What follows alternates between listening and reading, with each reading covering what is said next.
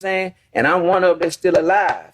You know, you can't, how you gonna scratch me out, man? I ain't, I'm just, man, if this, Key, you saying HUC captain, really, man, you Swisser House. That's the last contract. That's how you got, that's who changed your life, big dog. You know what I'm saying? You saying self-made, but man, that's not you're not self-made. Screw made us, bro. You're not self-made, my guy. No disrespect, but Screw made us, bro. Screw made you. Swisser might have blew you up, but Screw made us, bro. You know, God, our family made it, but man, Screw put that, bro, for real. Well, the reason why a nigga was a household name. You know, you hear me? So like that, like it's like, man, you should, if you should have stayed over there before you come back over here with that divide and conquer. You know what I'm saying? Too many gone, too much real shit, too much, you know what I'm saying, brother? You know what I'm saying? And I'm one of them that's still alive. You know, you can't, how you gonna scratch me out? All right. So the screwed up clique, the lifeline, the lifeblood of the H-Town scene, Houston rap scene. You got notably a group that the members themselves will proudly proclaim is a group of and a collective of bosses, and then their or generals, and then their collective groups and crews that make up the collective of SUC, that again the members probably like to boast most notably does not include mostly music artists, rap artists, right? They try to add that sinister dynamic to being a part of the SUC, that most of the SUC members are not involved in rap and music and entertainment other than their relationships with the people who are rappers, like Lil Kiki, Fat Pat, so on and so forth. So being that this is a group that proudly proclaims that it is a street group and a collective of bosses, and they proudly allude to the fact that there is a vast number of said members, right, to add to the mystique and the add depth to the gravity of being part of SUC. That's what they proudly proclaim. It's a group of people who are not necessarily involved in music and entertainment, and it's a group that is vast in numbers. And so with that said, laying that foundation about SUC, also notably from commentary, notable reliable sources that have key insight, SUC has always had a element of discord and lack of unity among a lot of members. A lot of people don't realize that is a kind of a staple of or kind of a trademark or a characteristic of a lot of that culture, is that a lot of these guys don't get along. And with the advent of technology and the way content is distributed and platforms, these guys are really taking advantage of telling their stories. Yungstar, in particular, I see him gain a little traction as far as doing content, because Yungstar has it to be quite simple and plain. He hasn't had the career that Lil Kiki has had. Lil Kiki had his struggles, he had his ups and downs, man, but in the fullness and totality of time, he's carved out a legendary career for himself. And Kiki's one of them artists, man. Every album he's dropped, he's got a nice little catalog too. Every album he's dropped, he has at least that one gem, that one, yeah, that's Kiki, right? Rose like that. But Kiki is a legend in his own right. Youngster is, you know, he had a legendary moment, because there was a time when Youngster was Kiki is the sound of that coming down, right? But if you ask anybody that was a youngster around that time, Youngster really had his thumb on the pulse of the culture for a minute, where he was the sound of coming down. He was dictating a lot of the culture and how guys was coming down, and it was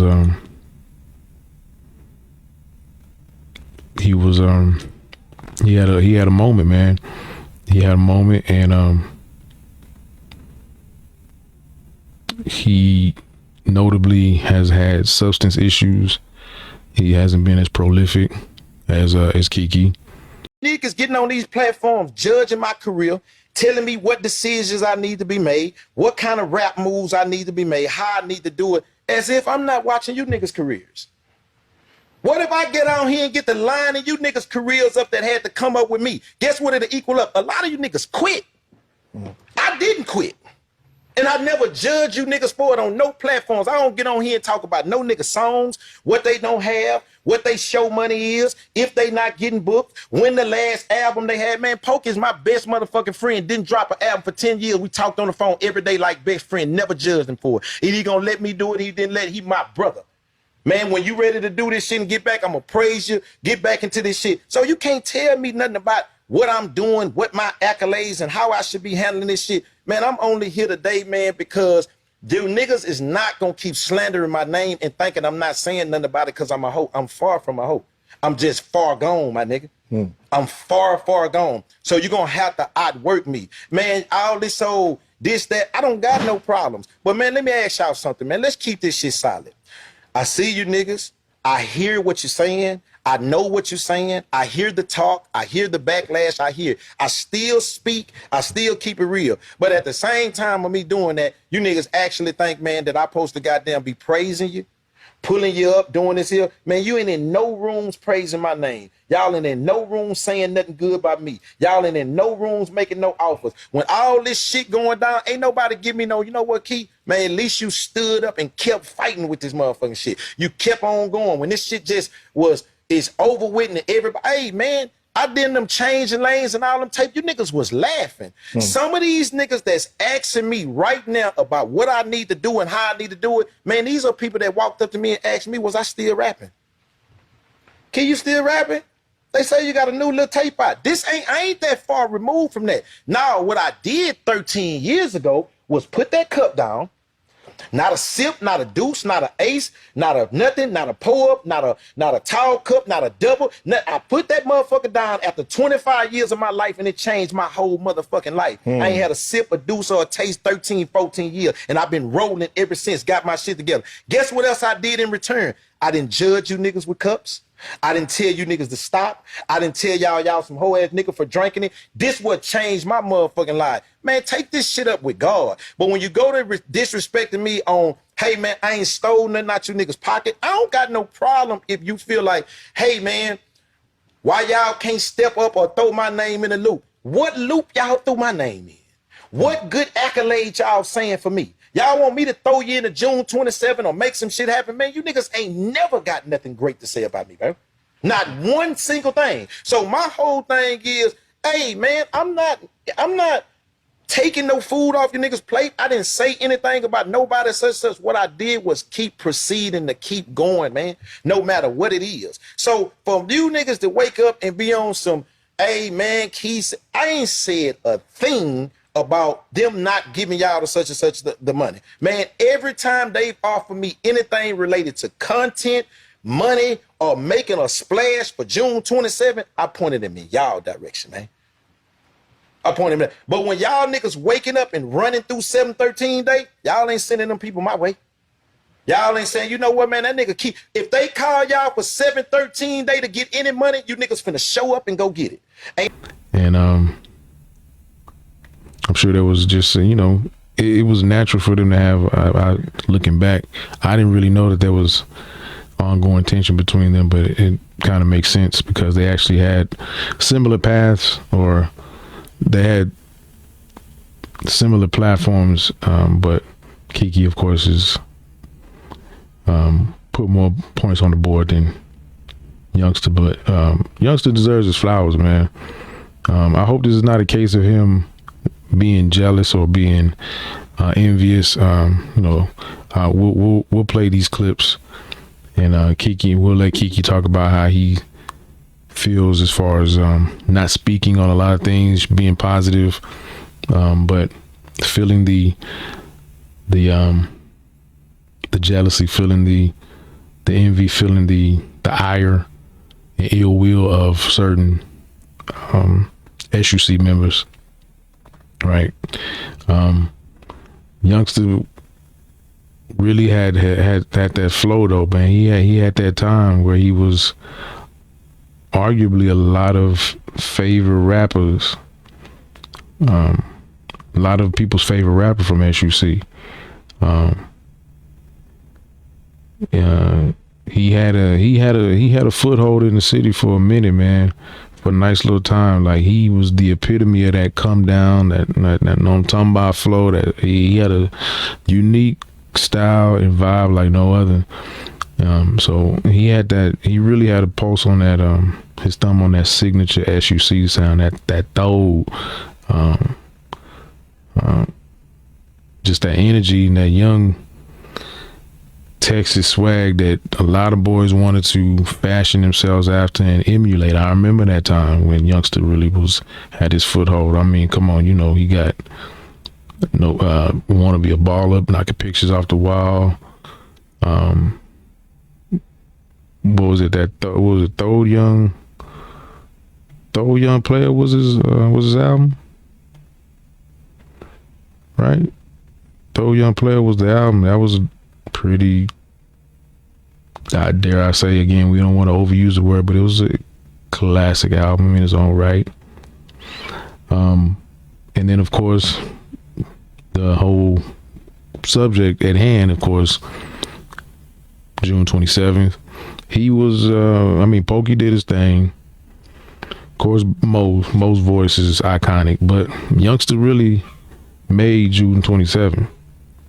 And the thing about it is that Kiki, of course, wasn't even a part of June 27th. And Kiki talks about how he has graciously accepted the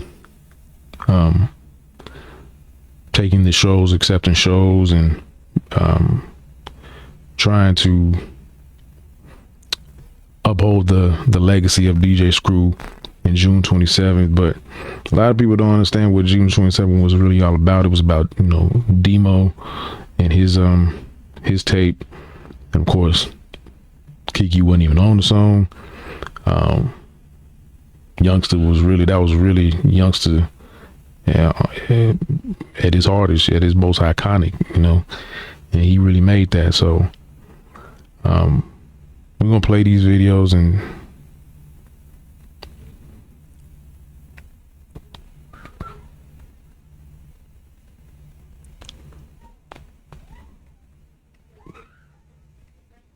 so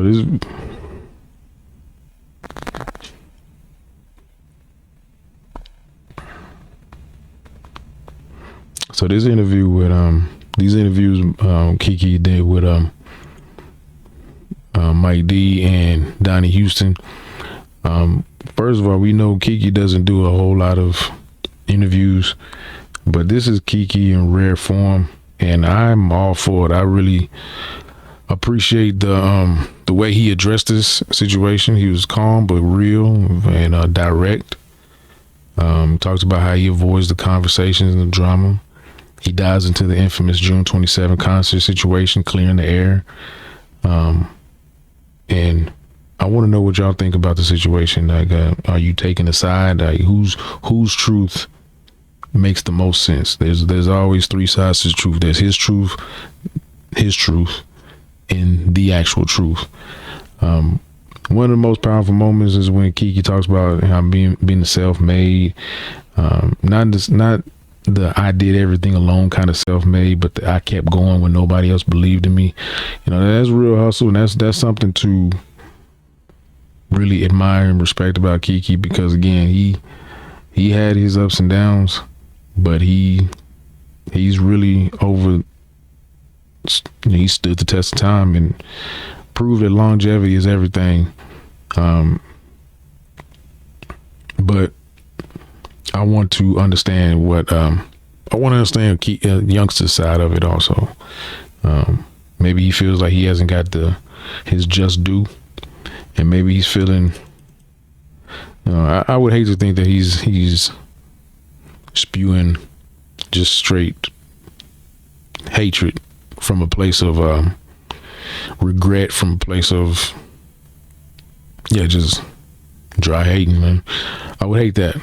I would hate that from Youngster. You know, I would hope that he be able to be a grown man about what he still has the opportunity to do. Again, the work has been done, and now these guys are being able to capitalize on their legacies, on what they did do and what they didn't do, and tell the story about it all, and make that your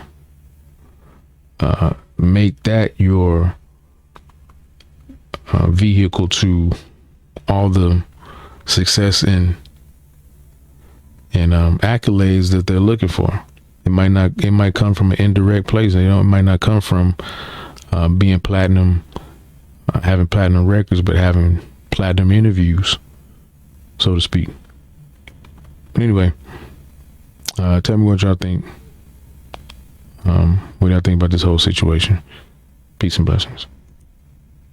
Willie Beeman, what have you done for me lately? And that nigga Kiki is the one out here stretching and breaking his motherfucking neck to say, hey man, it's still rocking in some type of way on this music. Man, I keep telling y'all niggas, these niggas mad because the nigga is Tom Brady and LeBron James. Niggas on the sideline comment, doing the game, commentating the game, doing what it is. I'm still slamming the ball, man. I'm still throwing the touchdown. That's the only reason why these niggas upset. I'm still going down the field. I ain't laid it down. My time coming too, but for right now, I'm trying to get that first down. I'm trying to go in that end zone. So yeah, Peyton Manning and Eli, they look good on the sideline judging the game, but they'll love to be Tom going down there one more time for Tampa. Carmelo, Anthony, and all of them, they can get in the game and play right now. I think they can put in, but they chilling. LeBron still going down the court at 40-something years old, slamming that bitch again. If they could do that, they would. That's the only thing I'm doing, still slamming the ball, man. Yeah. That's it. And you know, heavy is the head that wear the crown. I'm ready to take that motherfucker off all over.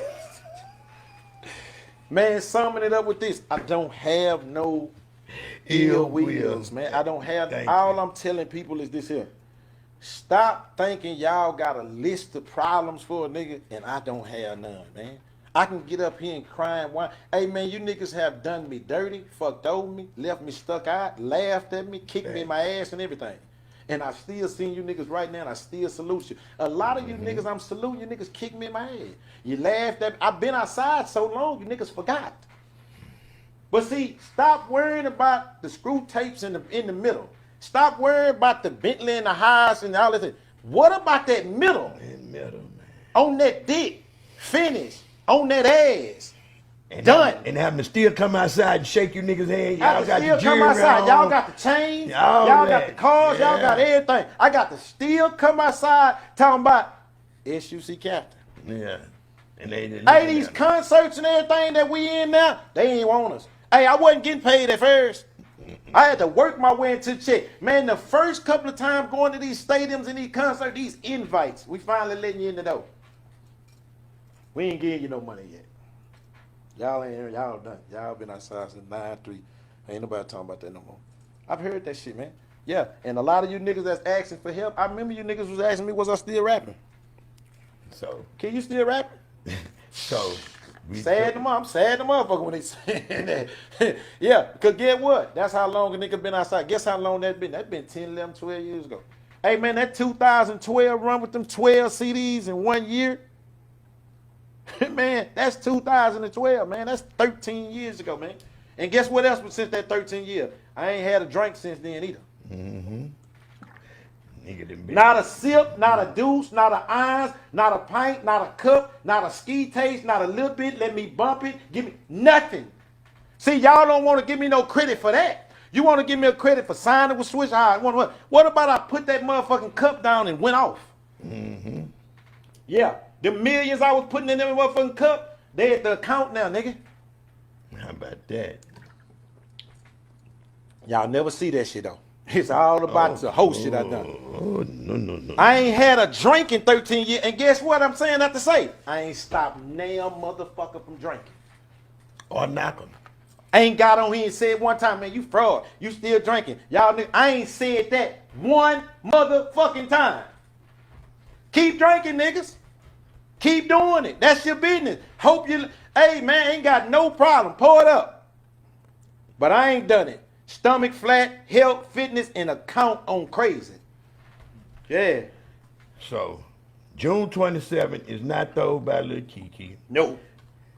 Sign it, have not signed an artist since your career been in the 30s and 40s.